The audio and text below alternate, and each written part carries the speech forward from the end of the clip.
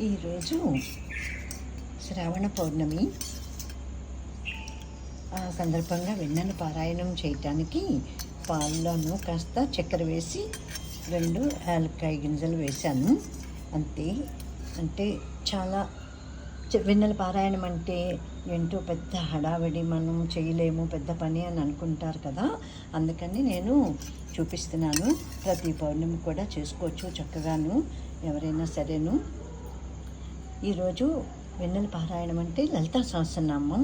మనం చంద్రునికి ఈ పాలు సమర్పించి నివేదన చేసి తర్వాత లలితా సహస్రనామం భక్తితోటి శ్రద్ధతోటి చదువుకోవాలి. నేను ఇవాళ గోమాతల దగ్గర చదువుకుని వచ్చేసాను. ఇవాళ నాకు వస్తే అసలు మాకు మొత్తం అంతా మబ్బు ఉంది, ఎక్కడ ఏమీ చంద్రుడు కనిపించలేదు.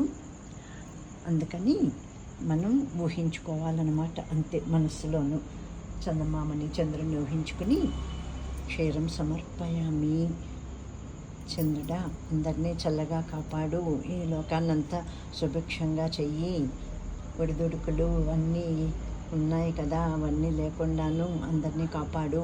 నేపాల్లో అన్నీ ఎంత పెద్ద ఘోరమైన విపత్తు సంభవించిందో చూడలేకపోతున్నాం తండ్రి, అందరినీ కాపాడు అని మనం మనస్ఫూర్తిగాను లోకక్షేమం కూడా కోరుకుని అందరూ బాగుండాలి, మనము బాగుండాలి అని అనుకుని ఈ క్షీరం నివేదన సమర్పించుకుని తులసిమాత దగ్గరికి ఇంకా మనం నివేదన చేసేసుకుని తులసిమాత కూడా చూపించేసుకుని తులసిమాత దగ్గర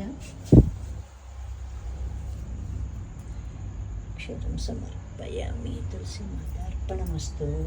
ఆ తర్వాత ఈ పాలు మనం మన నిత్యం పూజ చేసుకునే అమ్మవారి దగ్గర పెట్టేసుకుని మనకి ఎంత ఓపుకుంటే అంత, ఏం చదువుకుంటే అది చదువుకోవటం, పూజ చేసేసుకోవటం. ఆ తర్వాత ఈ క్షీరాన్ని మనం సేకరించటం ప్రసాదంలాగానే. ఇది వెన్నెల పారాయణం అంటే. ఇక్కడ చదువుకోవచ్చు, కొంచెం సేపు అయినాను, ఎక్కువసేపు ఉండలేము కదా. అందుకని తర్వాత మిగతా పారాయణం అంతా కూడాను నేను అమ్మవారి దగ్గర చదువుకుంటాను. కానీ ఇవాళ నేను ముందే గోమాతల దగ్గర మొత్తం అక్కడే చదివేసుకుని వచ్చానన్నమాట. వచ్చాకనే ఇక్కడ ఈ పని చేస్తున్నాను. ఇంతే. మనకి ఎంత చేతనైతే అంతా చేసుకోవచ్చమ్మా. లోకా సమస్త సుఖినో భవంతు.